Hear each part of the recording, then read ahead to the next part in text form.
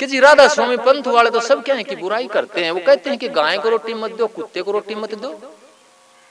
मैं कहता हूं कौन कहता है? अगर कहता है तो वो गलत है।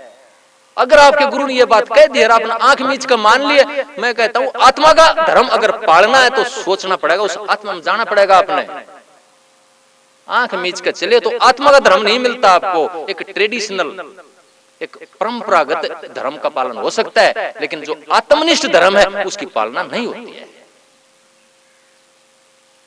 तो कहने लगा कि राधा स्वामी पंथ वाले सब क्या है कि बुराई करते हैं जी, कि कहते हैं कि ना तो गाय को रोटी देनी चाहिए।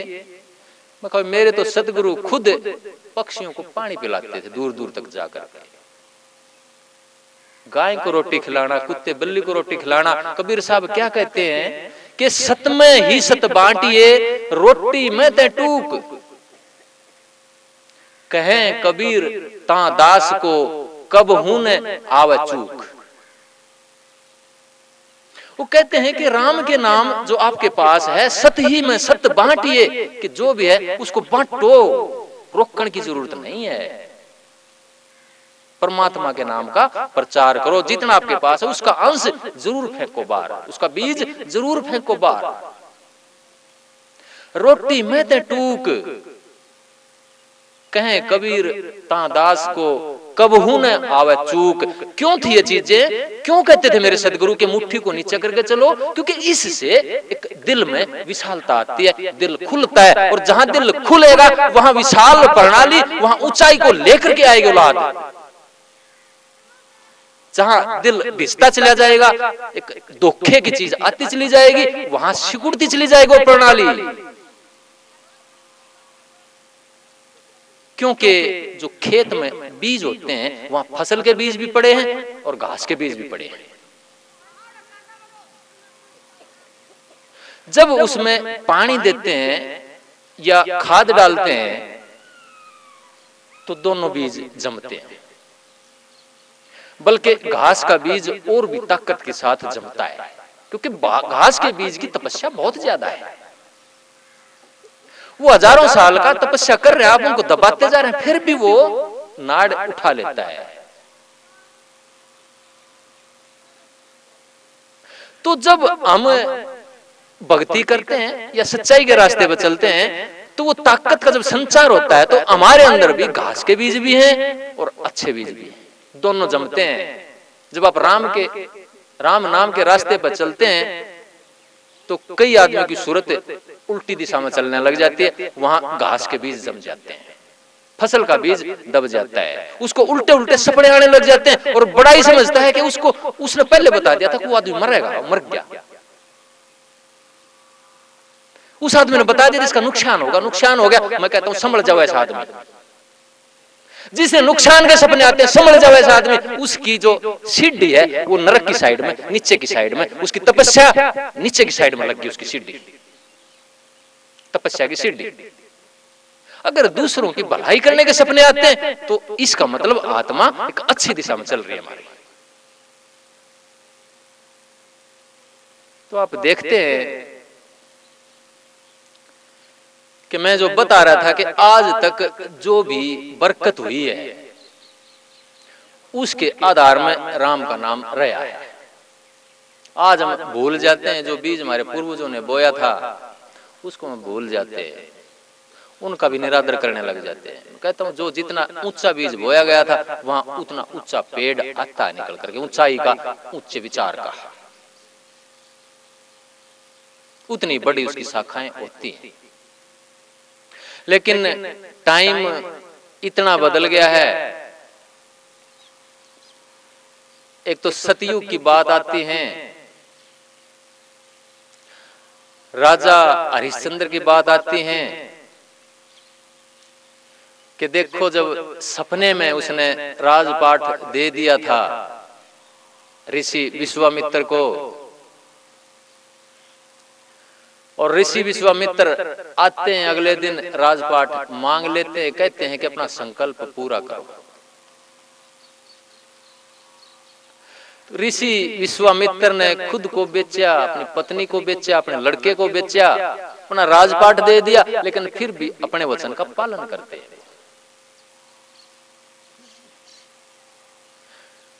राजा विक्रमादित्य की बात आती है। न्यायकारी राजा होया है, न्याय करता था, सबसे अनूठे न्याय मिलते हैं, उसकी कहानियां मिलती हैं।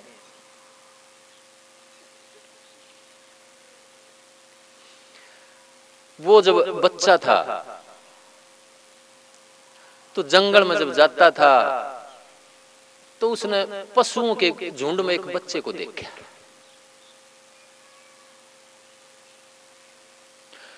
वो बच्चे को देखा तो उसने उसको उनसे अलग कर लिया और अपने साथ रखने लग गया। उसका नाम रख दिया विक्रमादित्य ने भर्तरी, जिसके किस्से आप सुनते हैं। भर्तरी पिंगला के आप किस्से सुनते हैं। अपने पास रखने लग गया, भाई से भी बढ़कर मानने लग गया उसको। भर्तरी पशुओं में रहता था तो उनकी आवाज भी पहचानता था।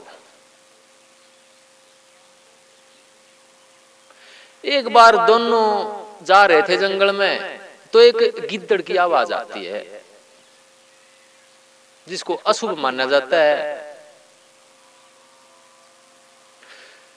तो विक्रमादित्य कहने लगे कि ये किस तरह की आवाज, इसका क्या लक्षण है, आप समझ के बताओ।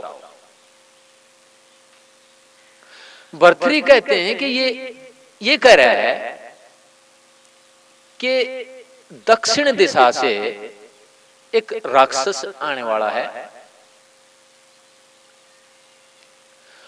उस राक्षस का जो वध करेगा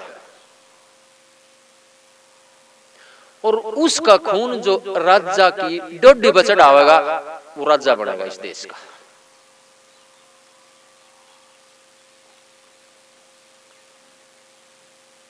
तो एक दो दिन के बाद उधर से वाकई राक्षस आता है। कहानी है, कहानी को एक प्रतीकात्मक रूप में, एक शिक्षा के रूप में समझ लेना चाहिए आदमी।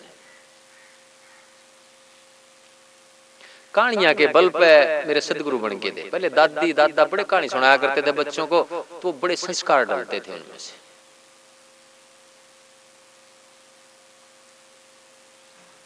मेरे सदगुरु की दादी बड़ी कहानी सुनाया करती थी। कहानियों में से उन्होंने एक संत को पैदा कर दिया।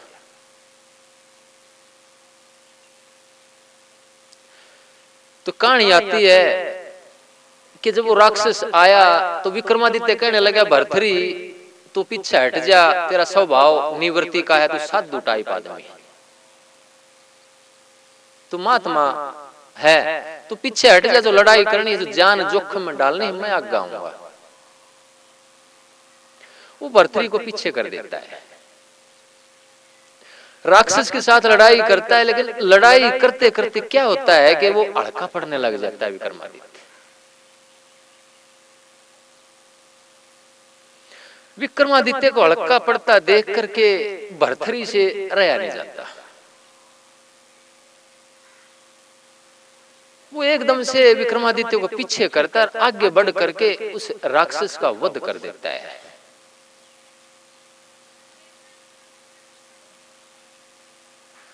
और फिर विक्रमादित्य को कहता है कि इसका खून आप ले जा करके राजा की डोडी पर चढ़ाओ।